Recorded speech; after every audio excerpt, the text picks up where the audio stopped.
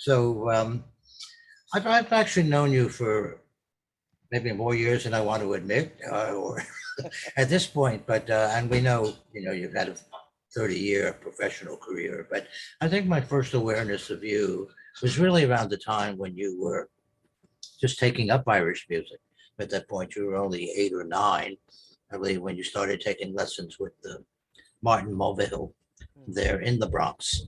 And it became pretty clear early on that you were a force to be reckoned with. Even then, I think you were making steady progress, and I mean, a lot of people thought you were a child prodigy. Really, you were doing so well. But you were obviously in the right hands of a master from Ireland. And I wonder if you just let's start by just telling us how your parents decided to put you into Irish music and how you felt about it in those early days. Sure, Paul. Thank you. I'd love to start, and it's always a nod to our parents, our teachers, I think, and being blessed to have just such supportive upbringing when you kind of learn your culture, learn your eventual passion in life. And both my parents, John and Annie, they came from County Mayo in the west of Ireland. And I see, folks, you have beautiful Clare behind you, Paul, where your parents came from. My parents, they had to leave Ireland in the 50s, like so many others. It was tough times then, and America welcomed them. They came into New York. I kind of joke that I'm from the 33rd county of Ireland, County Bronx, New York. So it could be arguably that, but they just loved all things Irish. Of course, it was such that connection. Dad used to play records of the music, the traditional music, and other music of Ireland in the house, the recordings. And he would also kind of play hee haw and these great bluegrass music. So I was kind of myself and my sister Maureen, always listening to the music. Would go back every summer. Thankfully, Dad used to work for the airlines, and it was a little perk that we'd get over to Ireland, spend the 2 months of vacation over there on the family land in Mayo. Most cousins and grandparents were there still, so it was a wonderful upbringing.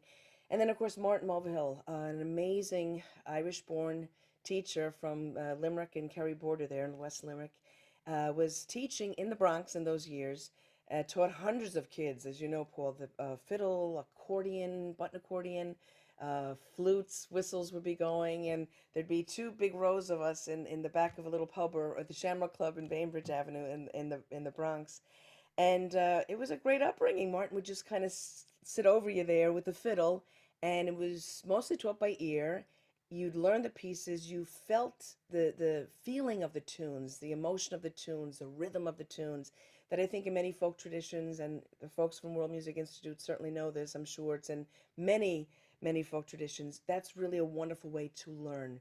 Of course, notes do help naturally, but Martin leaned a little bit more toward the oral tradition, learned from Martin, and it was great. It was a great upbringing in that sense. Went over to Ireland many times, competed over there, but it was starting with the love of the tradition and just a wonderful teacher who just exuded the joy of the music.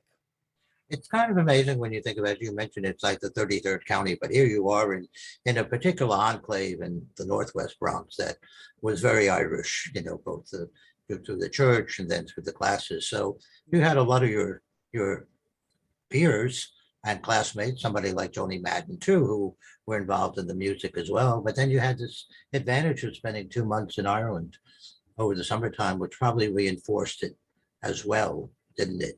It definitely did, Paul. Yeah, and I think just getting back to the source, getting back to Ireland, getting back to the people, the land, the language, it was a big part of it, even though I didn't realize it at the time. And really did it reinforce the music, the tunes, the lilting of the music as well. We were chatting earlier about just the music and Martin, the way he did teach. And maybe if that's all right, I'll play a little tune, like Yeah. one of the tunes I did Right. learn. Actually, my first jig that Martin taught us, the Geese in the Bog, which is very appropriate because in Mayo there was plenty of bog, um, as far as the mile could see, I could see. But this is a lovely little tune, and then maybe I'll go into another jig after that. So again, a lovely swing. He just would just play.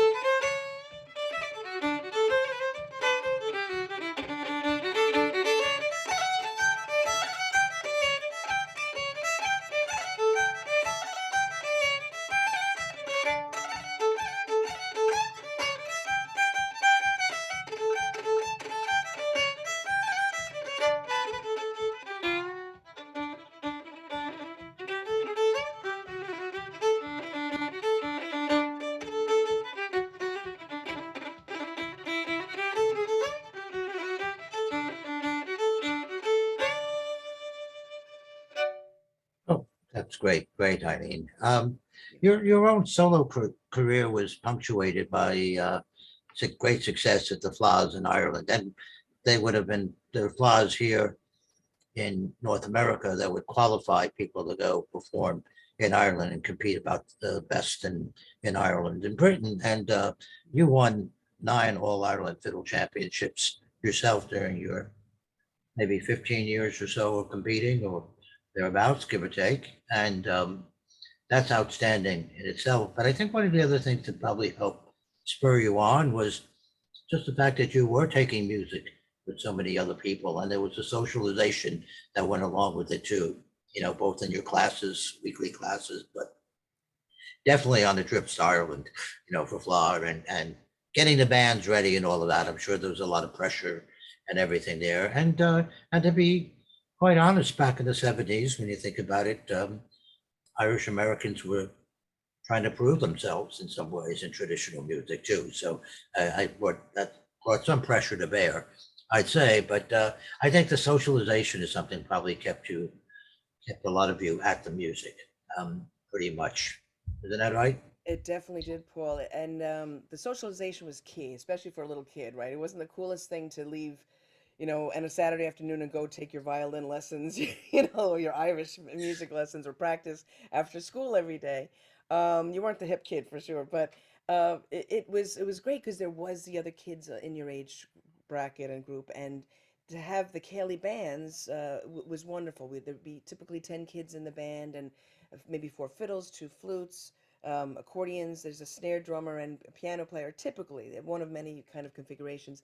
But it was great because we enjoyed practicing together. It made sense then. It wasn't just a solo Yeah. thing that you were doing, but you were playing with other kids. And you're right, when you went over to Ireland in those years, late 70s, early 80s, they would announce the different competitors. There'd be folks from, of course, Clare, beautiful county in Ireland, known for the music for the listeners tonight, and maybe Galway, and some places all over. England had a lot of amazing competitors because they were, again, so connected to the music. And then you'd hear maybe your name, Eileen Ivers from the Bronx, New York, and usually like some kind of hushed tones would kind of come over people, and Yeah. then actually my mother, God bless, she said, she heard one time, well, they don't have much homework there in the States, so they have a lot of time to play. It was just so funny. It was such a new thing. And then, as you said, a lot of us, thankfully, were getting recognized that, wow, they're from America. They can play this music. They can exude these emotions and feel, and the traditional styles are there. And again, thankfully to great teachers who passed that on. So it was wonderful. I think Americans at that time were starting to get recognized that we were help preserving the tradition and just having it blossom. It was wonderful to see that. And I think for me personally, I wanted to get better, and it kind of helped, getting more, more chops in that area, and just raising your hopefully your level in that way, as well as just again hanging out with a lot of people, and being part of sessions over there, which is a big part, as we know, of Irish music. There's the camaraderie and the friendship that is what it's really about. That's right. And as a first generation Irish American myself, I mean, when I look back on that period too, I call it the first golden age, really, of Irish American students here, because there were 3 or 4 great teachers, 3 of them from the other country, the old country, as they used to call it back then. But you think of somebody like Maureen Glenn too, also in that particular time. But I mean, the number of students they were teaching at the same time, and they had a real pride of place, for very proud of the fact that these were New York students. And the same would have been, there was activity in Chicago and Boston too, but for our purposes here, we'll stick to New York. And I think there was so much pride that I think you were involved in. Your earliest recording history would have been with the bands, right? Martin Mulvihill didn't even produce a couple of albums of his It bands. was great. Martin, yeah, and Mick Maloney, our wonderful friend, helped to produce and help with the production and engineering of those. And it was great. I played a couple solo tracks on the first 2 records there that Martin did, a couple of band tracks. And it's just lovely to have that little time capsule, and you hear Martin playing on it. So just great music to kind of go back to. Okay, yeah. And another time capsule was, again, just to acknowledge Mick Maloney too, but Yeah. the great video documentary, one of the ones that you've been involved in, but certainly early on. Did your mother come from Ireland? That was kind of a, a bit of boasting, if you will, about what really did transpire in Irish American communities and how they kept the faith. Very much so. Absolutely. It was important, I think, that that connection and, and just a quick nod to the teachers today who are keeping it going in the Irish American communities as well as, all over. I've been through the years so privileged to have played in so many places in our world, and you can go into a downtown Tokyo session, in a little place over there and hear music from Japanese born musicians or Australia. And we've heard it all over, little pockets in Europe and Scandinavia, and it sounds like they've really absorbed this music and have been living in Ireland. So I think that's a big point, and I often tell that to students that I might teach or master classes I do. You don't have to be born in Ireland to feel this music, to be a part of it. It's a joy and it's something to be shared certainly worldwide. And there's also a universality to music anyhow. And let's face it, you are from the Bronx, so the boogie down Bronx, as we like to say. So I imagine during your teenage years, your ears were also listening for a lot of other sounds and rhythms and different things were starting to kind of permeate in your own mind that would come into play, later on. We'll talk about that going on. But I mean, I would imagine during your teenage years, you were doing an awful lot of that too. No, absolutely. I think, being in maybe any urban area, it does lend itself to that. And I remember even you mentioned like Manhattan, but like the great Stefan Grappelli, I would be able to hear him in the Blue Note or Jean-Luc Ponty, I've heard, another amazing jazz violinist. And then for me, certainly hearing these masters of the violin, something clicked that, wow, I love the instrument I play. I love Irish music fiercely, but then there was also a very inquisitive part of me that said, well, I like those downward slides, those little blues notes they're getting into there. And that really intrigued me to just, I guess, start to emote maybe in that way or the elements of these great players was something that I guess just rubbed off a little bit. And I think the wonderful progression of Irish music is it is a living, breathing art form, and to do maybe a little bit of a blues slide or something, if it's in the same feel of what the tradition is, and it's not, rubbing against the rhythm of the tunes or anything like that. It's a personality thing. I think that's a wonderful thing. So just to, I think, really know your instrument to get to, and I always say this in live concerts, you could keep learning, I feel, the violin until your last days. It's such a challenging instrument that keep lends itself to discovering more.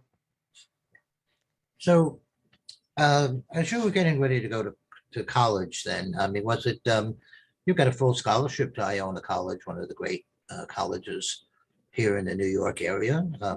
Irish Christian Brothers founded it Yeah. and ran it.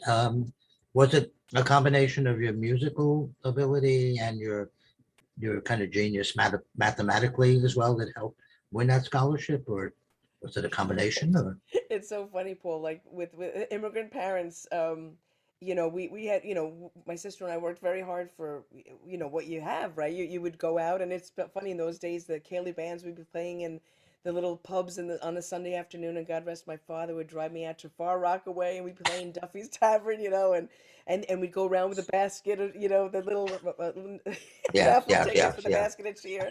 But it was great. We're playing at 14, 15 years old. Our parents are minding us, watching us, but we're in these pubs having this social thing and playing, but saving for the college because our parents didn't have the opportunity to go to college. And we knew, well, it was on our dime. You got to work hard. It was instilled in us, and education was important. So in high school, St. Barnabas High School in the Bronx, I had heard those years when I was there that if you graduated first or second in your class, you would have a wonderful free scholarship there, full scholarship to a few of the colleges. And I just said, that's it, put my head down. I was a good student anyway. I did work hard and thankfully got the full, beautiful scholarship to Iona. So it lent me to be able, through the grades, to have it, but to just play a lot of music through those years and to kind of then just, think about even leaving college and doing music.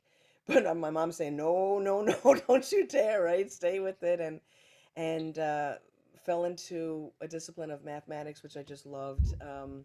It was a wonderful pivotal moment, and when you meet folks right throughout life that really hit you. Brother Heathwood, an Irish Christian brother, who I was chatting to, I said, brother, I love, aeronautical engineering and NASA. I had this wacky dream. I'd love to work for that company. It just was, I could see it happening. It was my real dream. And he said, Eileen, he said, so excited, get a math degree. You could go anywhere from a math background. And the best bit of advice, because I put the head down, got really into it.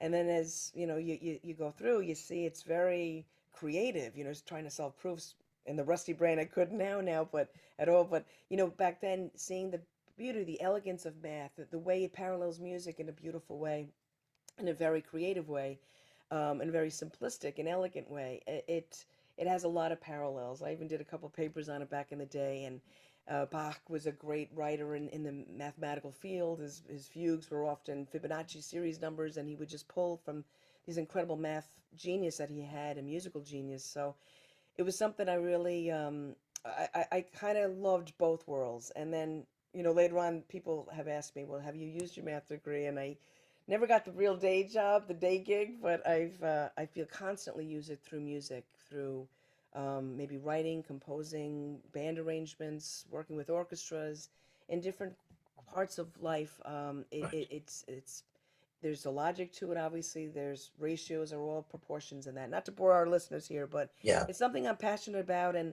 even with master classes and when we do in school programs, it's so important to see music in the schools because it goes hand in hand. It's the creative, the expression.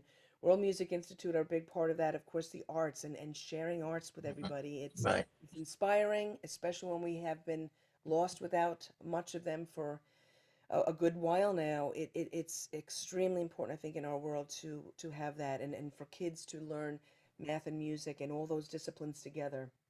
I think is really, really important.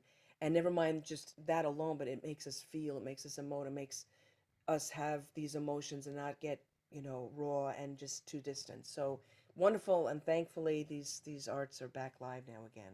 Yeah, they're very, very, very good. And it's interesting as you went along, and obviously you've applied those math skills to your current situation with running a band and everything like that. You have to be very logical and you have to be very precise about a lot of things. So I'm And sure that illogical at holds you in good times. stead. Yeah, yeah, yeah.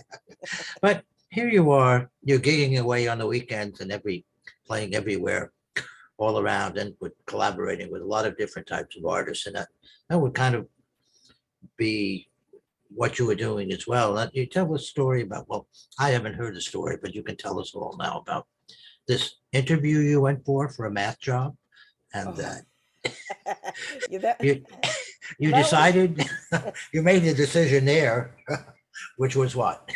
yeah, yeah, exactly, Paul. No, it was very funny when you think your life is going one way and then it quickly makes a hard left turn.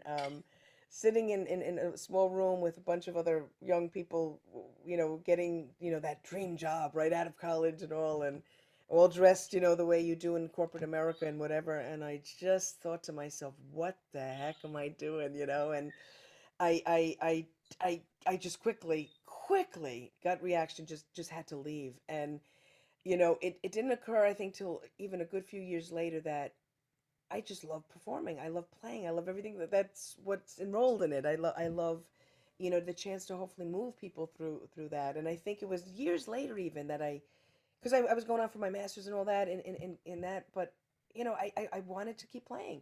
And I think later in Riverdance, those years, I said, this is what I think I'm meant to do. We all have our gifts in life.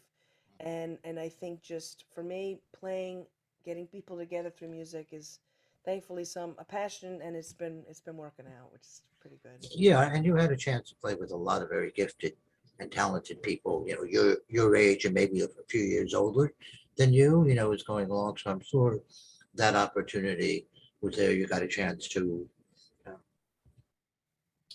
work with some really dynamic performers. And even when you came out with an album with John Whalen, the box player of Fresh Takes, I mean, that was really kind of cutting edge album, or a lot of people perceived it that way. And some people thought it was, on the periphery too. So maybe it wasn't everybody, but what was clear that was coming to a recording on that was, testing the music and drawing new boundaries along the way, which is when we see the progression or we look backwards, we see how important that was, that point, because, uh, something something else should talk a little later about, bog music and the impression that some people had of traditional music, that it was trapped in its own ethos, and maybe wasn't breathing properly enough on its own. And I think you were kind of testing that all the way through, just in your own way, um,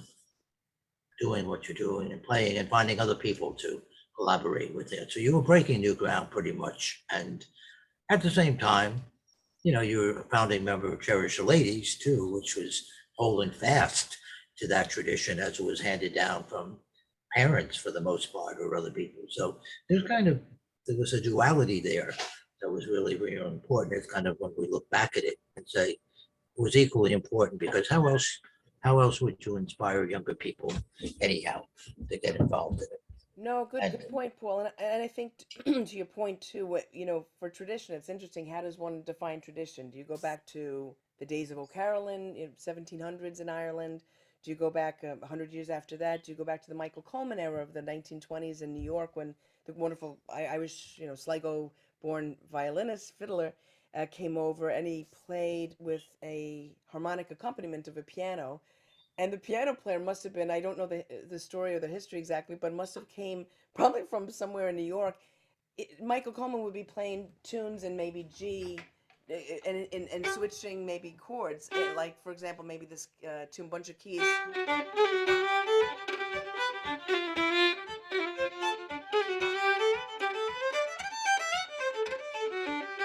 and he'd be going from G and a distinct F chord there, but the piano player would just kind of stay in G the whole time, and Michael would be kind of going, the tune would be going in a different way.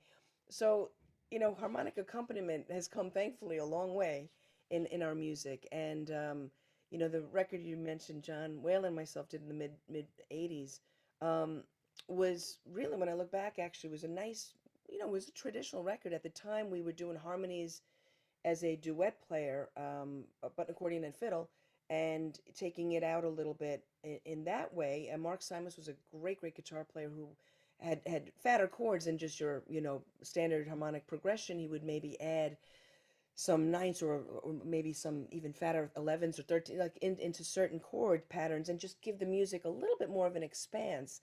And it's so funny, as you say, fast forward to now, music that's happening in our wonderful traditional Irish music scene. Players have been, I think, I've gotten a lot more educated on music and what can work with Irish music and the chords. Even the wonderful Cherish Ladies, although very much in the tradition, their accompaniment can come a little bit outside quarterly at times. So there's a nice toggle, I think, of that progression. And I think what's really important as well is a little pub session in, wherever, west of Ireland or in Manhattan, that's done in a very traditional way with maybe just the instruments of the tradition and no harmonic accompaniment, is as interesting and as wonderful, and very important as maybe somebody who is saying, wait a minute, the baron has been our frame drum percussion instrument, the goatskin frame drum of Irish music, but the rhythm on that, I wish I had a baron here, but is the same in a very interesting way as an African rhythm on an ashiko drum or a gili that can do. So when you hear the rhythms and where that lay, that for me, kind of jumping in the 90s, I guess, and a lot of my solo recordings and the past while, I loved, the rhythms of African music, and bringing that a bigger palette of sound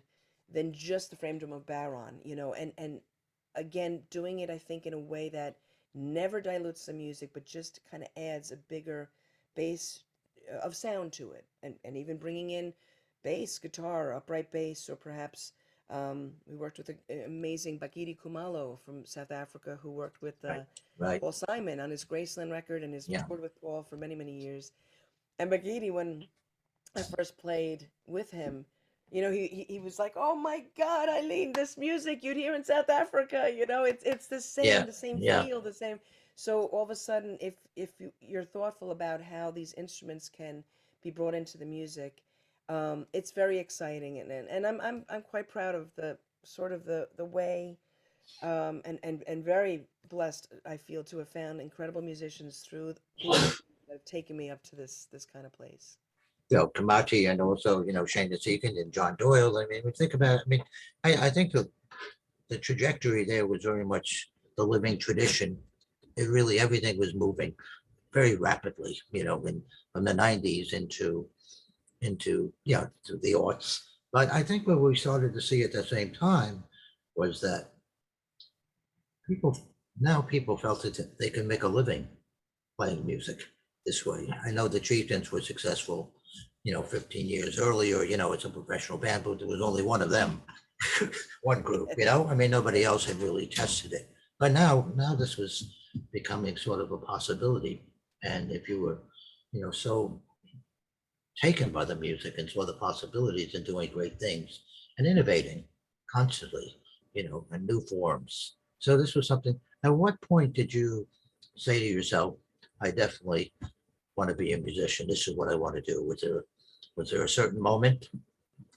I think through good question. Like I think through a few moments, Paul. I remember even testing myself. Like I love the tradition as we chatted about. I learned it from a very traditional player, and went through all these competitions, played in a very traditional way. Ears got open, listening to other violinists, other elements of music that kind of brought into it.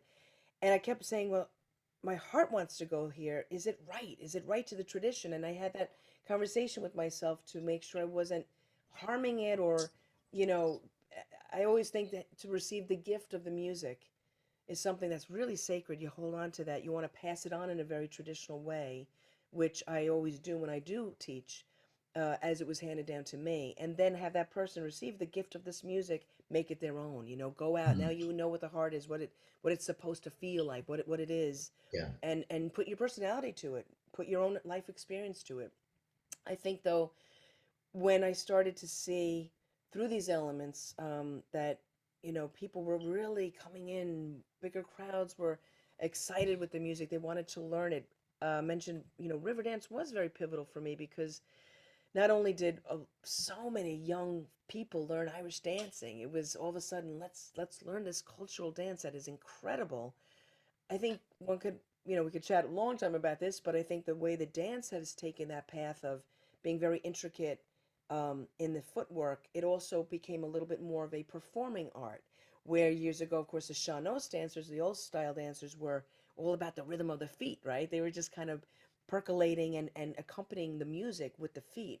But now there was like these gestures, there was a performing art, there was breaking that fourth wall of a performance and showcasing that, hey, this is something I'm really passionate about, and making it maybe a little bit more accessible to people who were new to the tradition. Similarly, I think musically, in Riverdance, Bill Whalen, who wrote an incredible score for the show, and I tell you, for 3 years I was in the performance, and I honestly never got really ever sick of playing, this incredible music. And of course, I felt I try to make it a little bit unique each night, and little variations here and there. I had a few tunes that I could actually go to and change up myself each night, but it was wonderful. And again, we were very blessed to take it all over the world, and you would see different audiences get very excited. Quick story. When I first joined, it was like 95-ish, June of 95. John McColgan and Moya Brennan. Moya, yeah. Incredible, the two wonderful producers of the show were Moya Doherty, excuse me, Moya Doherty and John McColgan. And John really took me over as the real director. He said, Eileen, I know what you do. You have this wireless fiddle, you have this blue electric, you play through effects, you have some wild, wild pedals going on and this and that. I want you to leave the bandstand. This was in Hammersmith Apollo in London when I first came. And I want you to leave and come out to the main stage. And like we're chatting, Paul, I said, oh, but no, John, it's a traditional music. It's not what it's supposed to be. I love the tradition, but I'm really, I don't want it. There's no stepping out. There's no stars. There's no, we're all in this together, right? Long story short, he said, please, I'm begging you, just come out a quarter of the stage the first night. Long story, okay, I came out, came back, and he goes, now, to the third night, go at halfway point, please, right? So that little red little dot of the halfway. All right, so I did. Long story short, obviously he got me. He reeled me in, and I was feeling this. Years earlier, I had toured a year with the wonderful R&B duo Daryl Hall and John Oates, and they had a great player, Charlie DeChant, on saxophone. He had a wireless sax, and he would just kind of go around and break that fourth wall literally and go into the audience and go around, Right. which I do on our own shows, my own shows now. I just, that rubbed off on me as well. And that performing sense really was something that, hey, if it's getting people excited, there and there to perform is an absolute privilege. I have a lot of respect for people's time when they come to shows, and I want to give it my all. I want to show the joy that I feel, the emotion I feel. And that's when it was hitting me. Wow, you're making a difference in people's lives. And every single night after shows, I always go out to the lobby. I want to hear from folks. I want to hear their stories. Maybe they have questions. Maybe they have different kind of, anecdotes that I want to hear, or maybe they were moved. And oh gosh, again, I don't want to bore listeners, but stories of maybe sickness and them coming out to a concert and them being moved, or losing a loved one and then being there was emotion attached to it. It just it goes on, and it's a great way to have a living. Feel so blessed so many times. So breaking that fourth wall, I think, was huge for me to understand and say, yeah, this is a pretty good gig. It's a pretty good way. Thank you for, you know, It was such an excellent opportunity, and I just think, you were smart to jump at the chance to do it. And then you brought the show to New York too, right? When Riverdance came and they performed at Radio City Music Hall. I'm not yeah, quite sure what Paul. year that was, but That was, oh gosh, I'm not sure either. Maybe 96-ish, 97. okay. And it's funny.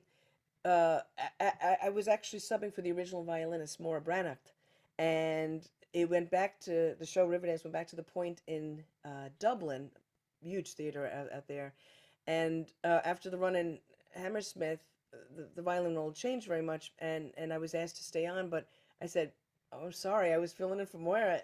It's her show, it's her, gig," and I know John and the staff were kind of saying, but we're telling you we'd love you to kind of continue or whatever. But I said only if I speak tomorrow. And she was so funny. She was great. She's an incredible classical and uh, fiddler as well. And she was in a big bunch of projects, and she actually gave me the blessing. So then I felt great about it. And then the role kind of kept growing and changing. And to play as a Bronx-born kid in Radio City, as you mentioned, I mean, we had 6 weeks there, 8 shows a week, and it was sold out for all these years and all these weeks. And I remember kind of driving into the city, going up to Radio City, and my Uncle John, God bless, he used to work there as a doorman, and I saying, "This is awesome! This is like, Yeah, this is yeah. incredible." Would see Riverdance there, and it was just incredible. So a lot of great opportunities. Yeah. Not a great thing. I think everybody was thinking at that point that that Riverdance was actually lifting the whole community in many ways, both, on the dance. And we saw, dance schools, of course, just shot up exponentially as a result of it. And the art form, progressed as well. But it was true for the music too, as you mentioned, Bill Whalen and the score, was just kind of the thing that I always equated to. Was kind of uh, it was around the same time that the Celtic Tiger Yeah. was also taking place. Now, that has its pluses and its minuses. But I think the thing about the Riverdance and Irish music and dance is that it really was a coming out party in many ways. It was a worldwide celebration.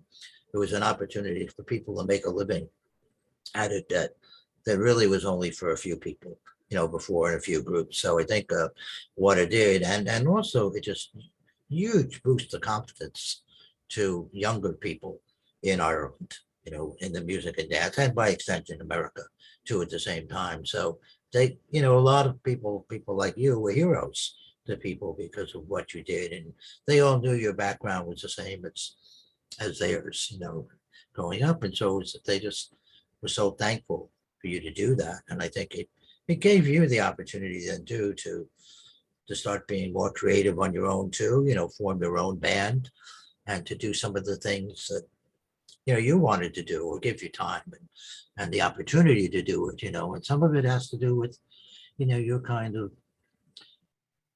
the immigrant soul experience. I think you wanted to reflect a lot of things in your music and in your band, and taking these things, these tangents, Right. sort of that were coalescing now in your music and your act and your band. So it Yes. was, you really took it and ran it and took it that much further and put It, every. Thank you. Yeah, I did. It was funny. I when I left Riverdance, I felt so grateful, but yet I knew it was time to kind of move on for me. And it was funny. It was just coming to Broadway, New York, but I just said no. This is the logical time. And '99 formed the Eileen Ivers with Immigrant Soul, and I just always say, my brothers on the road. We had an incredible run, a bunch of records. The latest few years, Universal Roots, which I kind of put together with incredible players, and again, focusing more a little bit on the Americana aspects of Irish music, and of course how it came through the heart and soul of the immigrants to this country. And I did a recording, the Beyond the Bog Road, that really focused on the story of coming out of Ireland, and how, these same tunes are known in American music. And again, that wonderful full circle experience of the music coming, and and as well as the songs and the vocal, that high lonesome sound came from the immigrants and the emotions.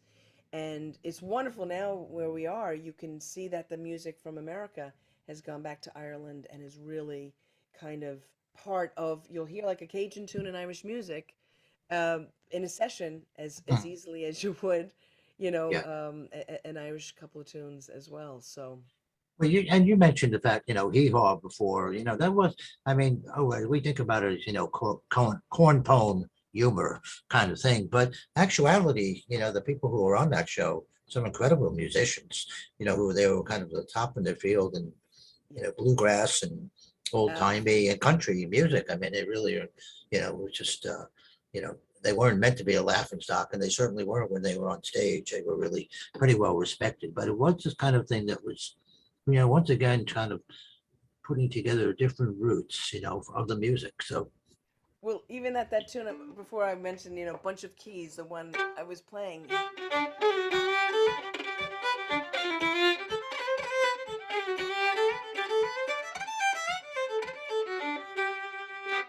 That tune actually, it was funny. In one late night session with the incredible Ralph Blizzard, wonderful, God rest his now soul, but he was from a Tennessee area, and a great old timey fiddler. And he said to me, that tune that I had played in the session, he said, Eileen, he says, I won't tell you what, that tune is known as Patty on the Turnpike.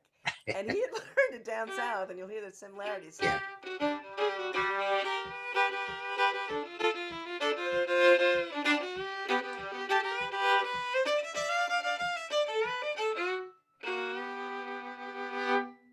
So obviously, the highly ornamented Irish fiddle form, you could hear like the raw data of just the tune and the notes in there that became, part of the right. melody of the Southern style. And then of course, then they had just this amazing like double stops and this slightly different swing and all. So yeah, very connected. Very, very, very much so. And also, I mean, just even to go back before the bog road, beyond the bog road, but also, crossing the bridge too. That was sort of another kind of evolutionary thing where you were just mixing different music and the forms that you had been involving. And that was a pretty, I think that kind of sent a signal about you and your music, where you were going to, in terms of a direction and how inclusive you were becoming. And this is, just sort of setting up moving towards the Americana thing, which is a huge hit on the festival circuit now, whether it's a bluegrass, Irish festival, Celtic, what have you. These are the kind of things people are looking for. But and you're certainly a leader, a recognized leader in that field. And one of the other things that people have come to recognize about you too is that your innovation. Now, talk about a lot was made of, Bob Dylan going electric, but you went electric too with your, the blue fiddle and lots of things that are part of your performances these days on stage, everything. Do you want to talk a little bit about that and tell us about how you made that Sure. transition and what you're Um, doing? Well, I thank you for mentioning, the Crossing the Bridge record, and that I played some of the electric on that record. That was with Sony Classical, and they were wonderful. They gave me a full leeway to do what I kind of wanted to. And it was incredible to work with the great Al Di Meola, Steve Gadd, percussionist, drummer, Randy Brecker. Oh my gosh, a host of incredible musicians, and it did a lot of different, it crossed a lot of bridges, which I kind of wanted to do at the time. I had flamenco dancer Maria Pacas from Riverdance on there, and I remember meeting Timothy White, the incredible gentleman who was the editor, I think, back in Billboard magazine back in the day.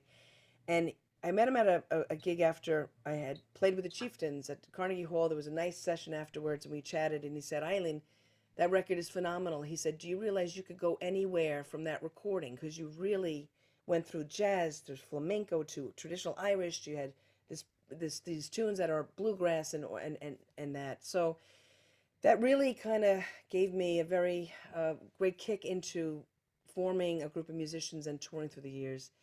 The electric is something I love to play on stage with the acoustic. And through the years, this, of course, technology has come into the music. And I think I've always, again, get back to the days of just what the violin can do. I've always been intrigued, Paul, that it can be a lead instrument. It could have a harmony. It can be a percussive instrument at times. It could play bass lines. It could be, even a groove. So it's something that I've kind of enjoyed exploring and showcasing in concerts. And actually have it set up here. Maybe if that's cool, I'll Yeah. jump and play a little bit of a, just kind of a loop. I have a looper and a bunch of guitar effects pedals that, again, I just enjoy. I think it's a bigger palette again to the violin at times to use. And I'll just show you guys. I'll just set up a couple little. It's like a 3-loop station, so I'll just set up a couple of different loops. I'll show you, and then there's a melody I'll bring out of it that I know you guys will know. So let me just jump back here and I'll play that for Okay. you guys.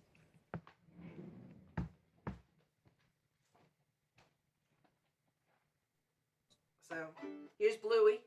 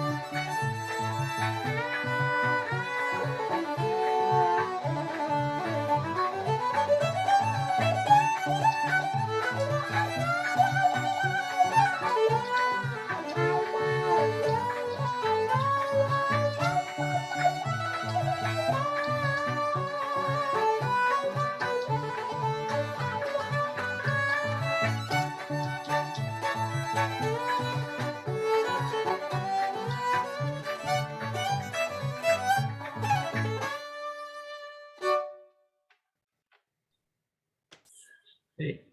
Great, great. We might, there's some questions I see in here from some people, so maybe we'll go to Sure. some of those. This is from Elise McKenna. She says, I am self-taught on the, can you see that? Yep. Yes. Okay.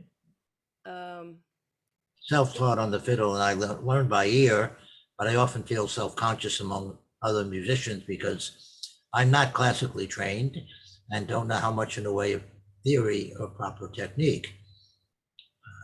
Do you do any formal violin training alongside the Irish fiddle? And do you think a fiddle player should explore other types of training to better themselves? What's your take up with Love that that? question. Yeah. And also, thank you, Elise. I see, thank you for being the person who inspired me to start playing the fiddle. Wow.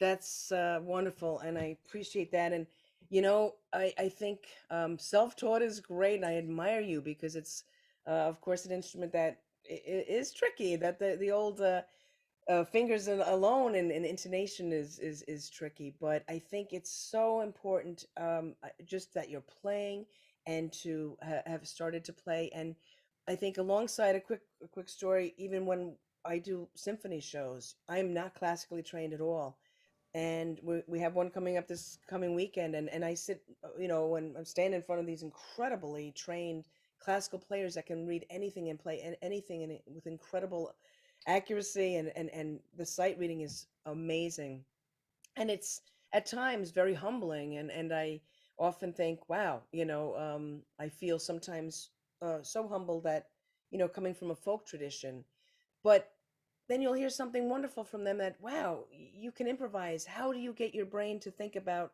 leaving the dots and improvising and doing something like that? So I think that's it's we all have the talent. So keep playing, go to sessions, Elise, keep enjoying it, having fun, and we're all the same. It's there's different ways to do this, and just keep rocking it. I'm proud of you.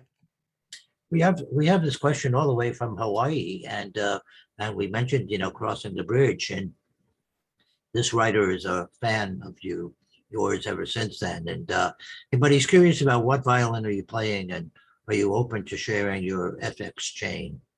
I don't know. Of course, Marcus, thank you so much for asking. And of course, the violin I play, well, this the acoustic is just one I've had from when I was a kid. It's a Roman teller pretty much. It's but it's funny when you get used to a sound. It's the sound that I love and I keep. It's been there. The electric, Marcus, is Zeta violins. Have been so wonderful. I've been playing Zeta for a very long time. It has a Stratus pickup, to get a little geeky and tech talk here, but Stratus pickup, it's the four string, obviously, and I run it through. What is this? I have to see. Oh, the Boss GT1 effects, which is a multi effects pedal. And quick aside, Marcus, it's just because of traveling and TSA, who just love to open your cases and do horrible things sometimes if they're in a rush or whatever. So multi effects is the easiest to travel with. I love the Crybaby wah, but I don't take that on the road. But this has a pretty good wah. You have to really get in there and EQ everything. The box effects it comes with, you'd have to really get in, but you'll hear it and EQ everything. And the looper is a RC RC 300, Marcus, which is a real. I love that looping pedal because it gives you a lot of creativity to have three different loops, and you can bring them in and out as you want. So there's a lot of ways to kind of do that. So thank you for asking. Frida Turin says she noticed your use of ornamentation. Is that particular to the Mayo style of fiddling? It adds such depth to even the most simple of tunes, but It does, Freda, and I think it's not really Mayo tradition. It's really in a lot of areas of Irish music. If you talk fiddle tradition, Clare has an awful lot of left hand ornaments. Donegal might be a little bit more known for their right hand bow trills and playing. There's a great band, Alton, Maureen the Weenie. So many great players up there if you want to check out. That's a really strong style of very highly rhythmic playing. Martin Hayes is a great County Clare player, one of the very well known musicians from there, a host of others, but that has maybe typically slower tempo in style, but a lot of ornaments, Freda. The grace notes, rolls, which rolls are 5 notes, which I use an awful lot of rolls on the left hand only. So maybe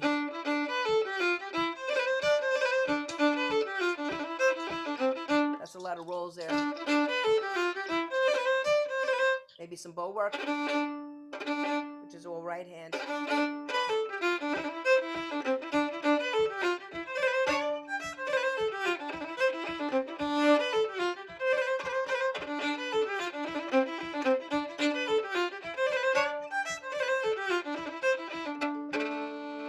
So I love the mix of both.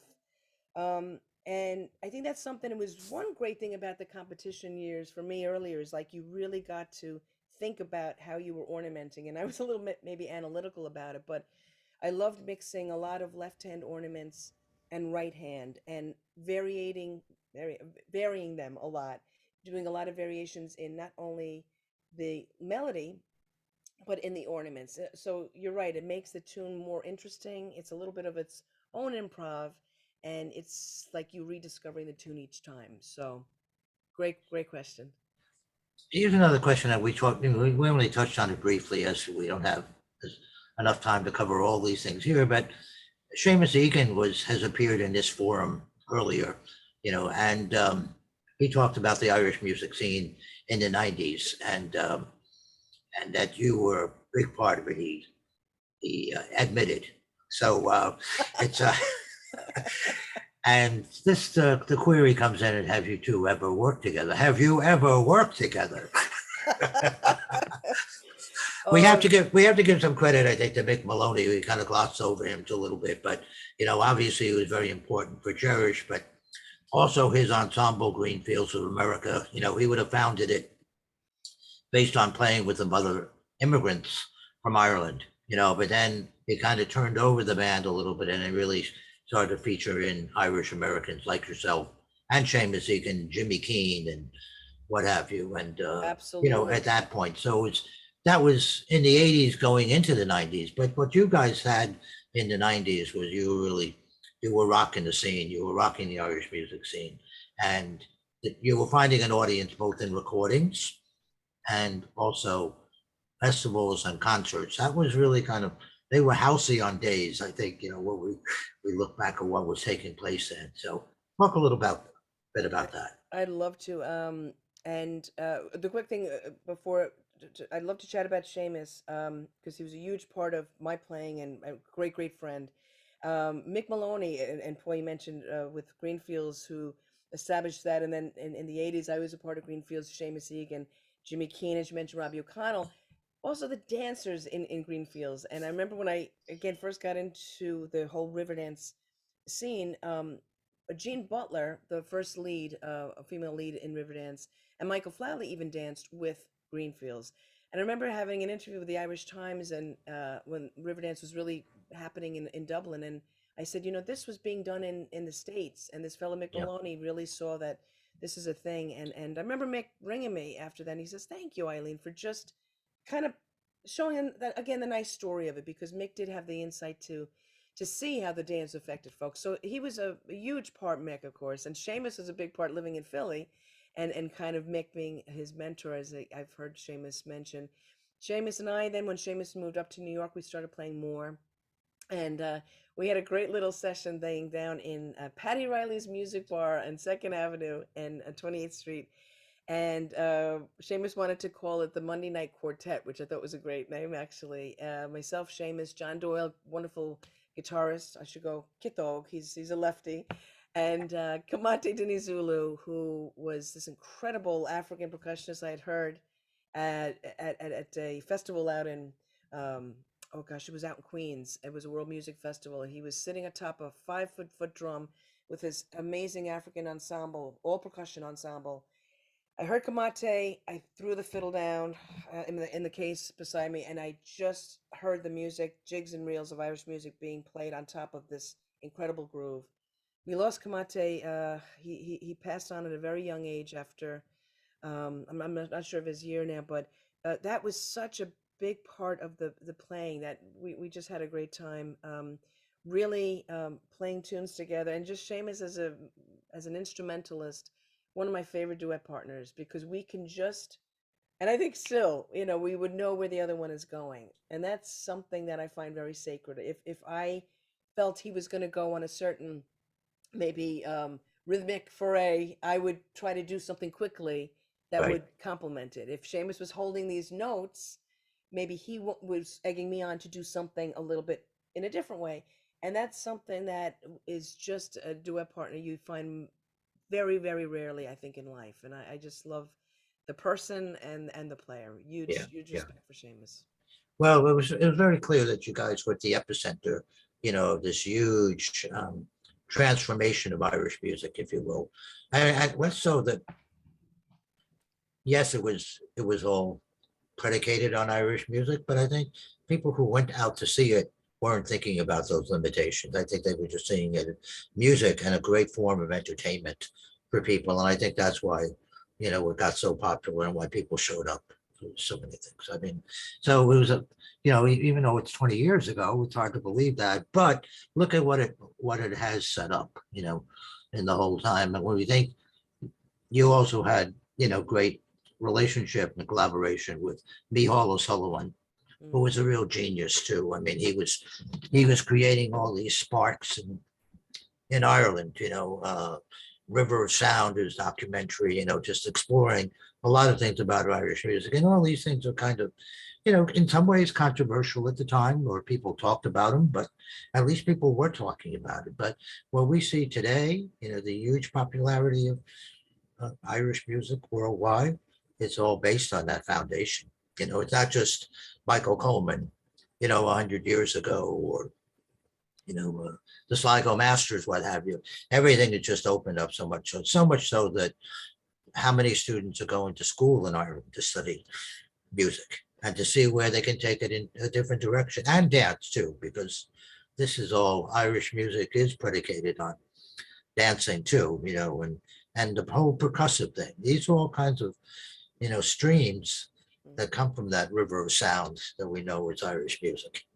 And So, you mentioned as well Micheál O'Sullivan, a great pianist and composer, and he was a big educator as well, and he was the big part of why University of Limerick is a place where these young players are going and getting master's degrees now in traditional music, and really defining what they're about, as excuse me, as artists, and also as teachers, and moving forward. So it's a great platform for that. So again, education is key, I think, in all of this movement. And we've covered an awful lot this evening, but I think it's wonderful that it is a big part of, and nearly always felt a responsibility to pass it on, as it was given to us, to pass it on in these ways. And it's an exciting time, I think, Paul, for the music now, that folks are, performing all over the world and getting this music out, and there's constantly new students of the tradition. So it's great to see.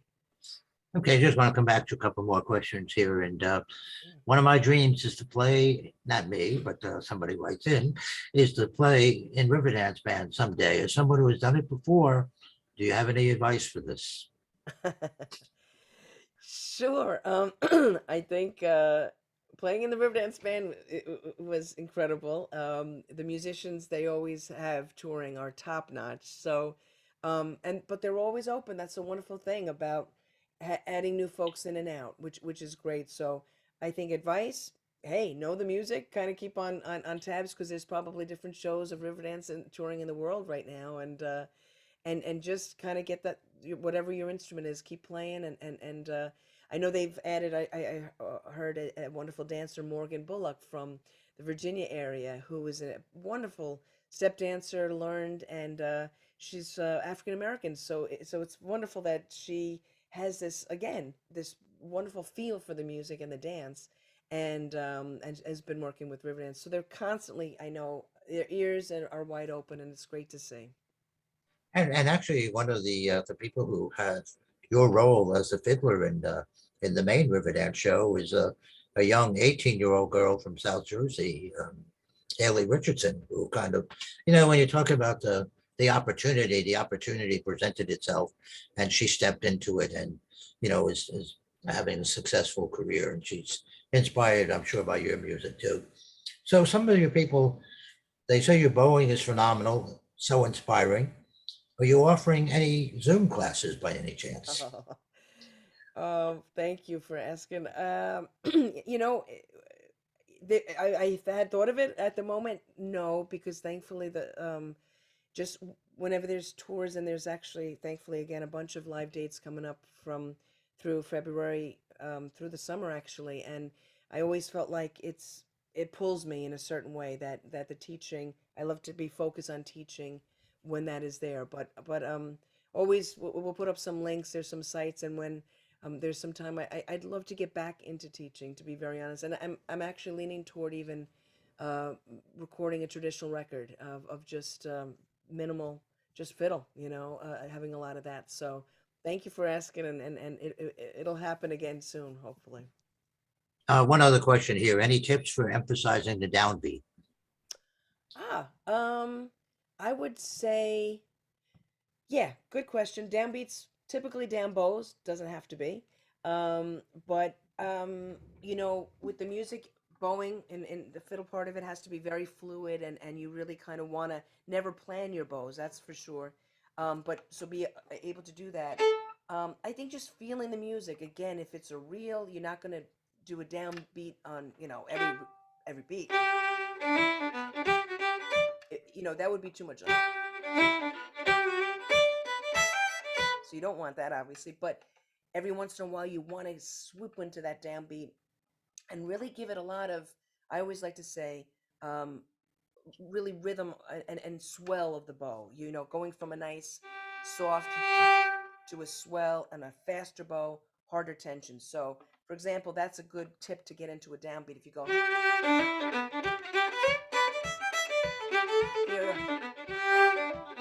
so it just brings out the life of that downbeat. So I would say again, just swells, faster bow on that, really get into that, and especially when you're just a solo instrument and you're playing for people, it exudes the feel of the music, and if there's dancers or people want to tap their feet, which we do with Irish music. We didn't talk about the slow air tradition or any of that, but of course that's in there too. But that's a big part of the downbeats anyway. Swells, get into it, up, downs, mostly downbeats. Down bows, excuse me, helps. Another question here, but this is something I think you alluded to before, because I just noticed that you have a great tour coming up in March, and things are starting to come together, come to life again, as we say. And we know, I know that's in particular, one person wants to know when you're coming to Florida.